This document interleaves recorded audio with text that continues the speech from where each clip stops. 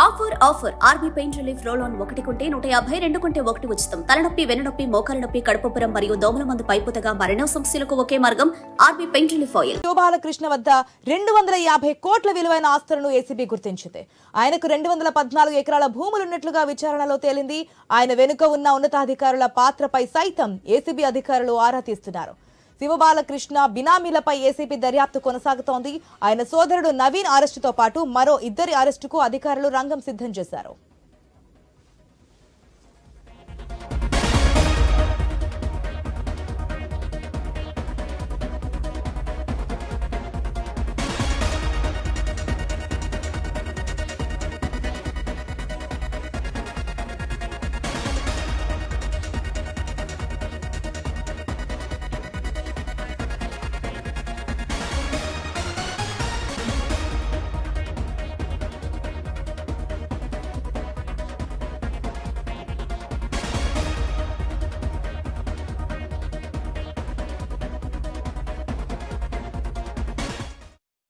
HMDA మాజీ director Shiva Balakrishna bail petition పై నేడు Nampally ACB court విచారణ నిర్వహించనుంది.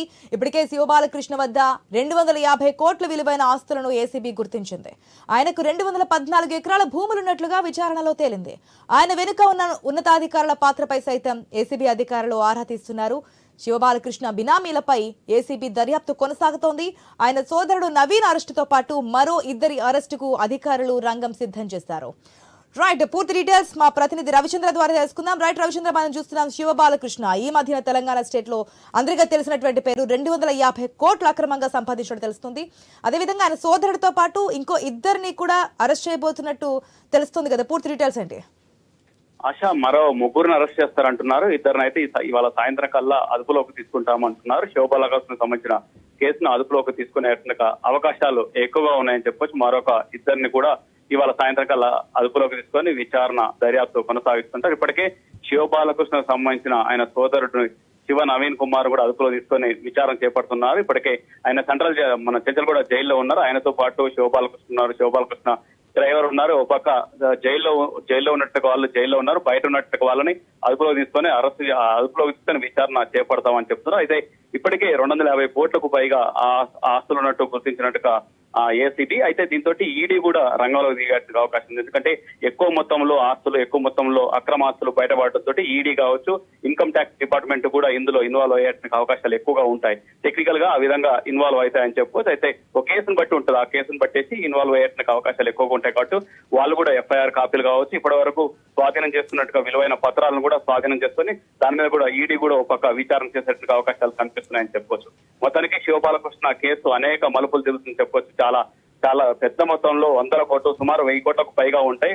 మార్కెట్ వాల్యూ ప్రకారం 250 కోట్లకు ఎక్కువగా ఉందన్న ఆ కోణంలో విచారణ చేపడుతుంది ఏసీబీ. ఈ దర్యాప్తు మరికొంత కాలం కొనసాగడానికి అవకాశం ఉంది. ఇప్పటికే 16 రోజుల నుంచి ఎడతెరిపి లేకుండా విచారణ కొనసాగుతుంది. ప్రతిరోజు 6 నుంచి 8 గంటలు, కొన్ని సందర్భాల్లో 12 గంటలు విచారణ చేస్తున్న సందర్భాలు కూడా ఉన్నాయని చెప్పొచ్చు. ఎందుకంటే ఎక్కువగా బినామీలు ఉన్నారు. శివబాలకృష్ణ చాలా తెలివిగా వివిధ వ్యక్తుల మీద బినామీలతోటి, అందులో స్నేహితులు కావచ్చు, బంధువులు కావచ్చు, రకరకాల బినామీలు పెట్టేసుకుని దగ్గర వ్యక్తులు బినామీలు పెట్టుకుని 100 కోట్లు సంపాదించారు. అందులో ఒక్కొక్క బినామీ నుంచి విచారణ చేపట్టాల్సిన అవసరం. ఎందుకంటే బినామీలని విచారణ చేయటమే పెద్ద టాస్క్. ఎందుకంటే అందులో అంటే 2 వైపుల నుంచి వాళ్ళ సొంత ఆస్తి కావచ్చు, ఇటు శివబాలకృష్ణ సంబంధించిన ఆస్తులు కూడా వేరు చేసి విచారణ చేయాల్సిన అవసరం ఉంటుంది. కాబట్టి పెద్ద ఎత్తున ఆస్తులు ఉన్నాయి, బినామీల దగ్గర కూడా పెద్ద ఎత్తున్నాయి. అంతేకాకుండా కొన్ని రియల్ ఎస్టేట్ కంపెనీలో పెట్టుబడులు పెట్టడం, పరోక్షంగా పెట్టుబడులు పెట్టడం, వాళ్ళకు తాయిలాలు ఏదో ఒక విధంగా వాళ్ళకు మేలు చేయడం, వాళ్ళు ఇతనికి శివబాలకృష్ణకు తాయిలాలు ఇవ్వటం, ఈ విధంగా రకరకాల ఏరియాలో రకరకాల విలువైన ప్రాంతాల పుప్పాల కూడా కావచ్చు, నార్సింగ్ కావచ్చు, దాంతో పాటు శంషాబాద్ ఆ ఏరియాలో విలువైన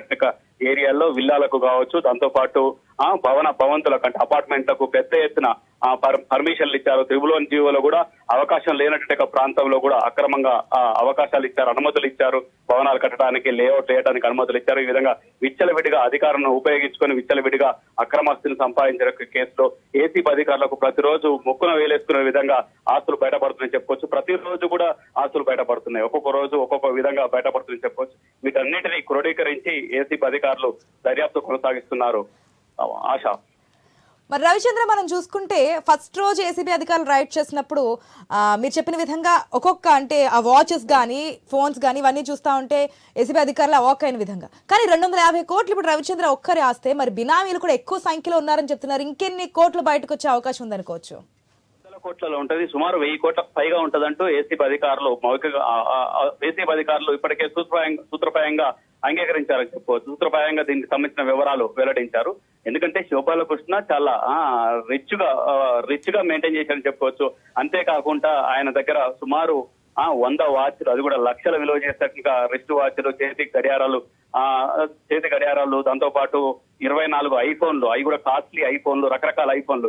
ఇన్ని ఐఫోన్లు మార్చాల్సిన అవసరం ఉంది, ఇన్ని ఫోన్లు దాంతో పాటు గడియారాలు మార్చాల్సిన అవసరం ఉంది. ఈ విధంగా అన్ని రకాలుగా డబ్బులు ఎన్ని రకాలుగా దాయాలనో, ఎన్ని రకాలుగా సంపాదించాలో అన్ని రకాలుగా శివబాలకృష్ణ సంపాదించే చెప్పుకోవచ్చు. బంగారం, వెండి, కేజీల కొద్ది బంగారం, కేజీల కొద్ది వెండి కావచ్చు, లాకర్లలో ఉన్నట్టుగా విలువైన దస్త్రాలు, విలువైన ఆస్తులకు సంబంధించిన డాక్యుమెంట్స్ కావచ్చు, రకరకాలుగా ఎన్ని రకాలుగా దాయాలను, వజ్రాలకు సంబంధించి ప్లాటినం, రకరకాలుగా భూములు, ప్లాట్లు ఈ విధంగా అన్ని రకాలుగా ఆస్తులు కూడా పెట్టారు. దీంతో విచారణ చేయడానికి కూడా రకరకాల కోణాల్లో విచారణ చేస్తుంది. ఆడిట్ చేయడంలో కూడా చాలా ఆలస్యం అవుతుంది. ఎందుకంటే ఒక్కొక్క రూపంలో ఉన్నాయని సంబంధించిన ఆస్తులు, వీటన్నింటినీ దర్యాప్తు చేయడానికి, ఆడిట్ చేయడానికి కూడా ఆడిటర్లను పెట్టుకొని ఆడిట్ చేస్తున్నారు ఏసీబీ. దాంతో పెద్ద ఎత్తున మరి ఇంకా ఎక్కువ కూడా తేలేట్టుగా అవకాశం. ఎందుకంటే బినామీల దగ్గర ఉన్న ఈయనకు సంబంధించిన ఆస్తిని కూడా ఆడిట్ చేసి ఆ తర్వాత పూర్తి నివేదిక ఇచ్చేట్టుగా అవకాశం ఉంది. మరొక అంశం ఏంటంటే శివబాలకృష్ణని మళ్ళీ కస్టడీ పిటిషన్ వేస్తారు. మళ్ళీ కోర్టులో కస్టడీలోకి మళ్ళీ తీసుకొని విచారణ చేయాల్సిన అవసరం కూడా ఉంది. ఎందుకంటే ఇప్పటికే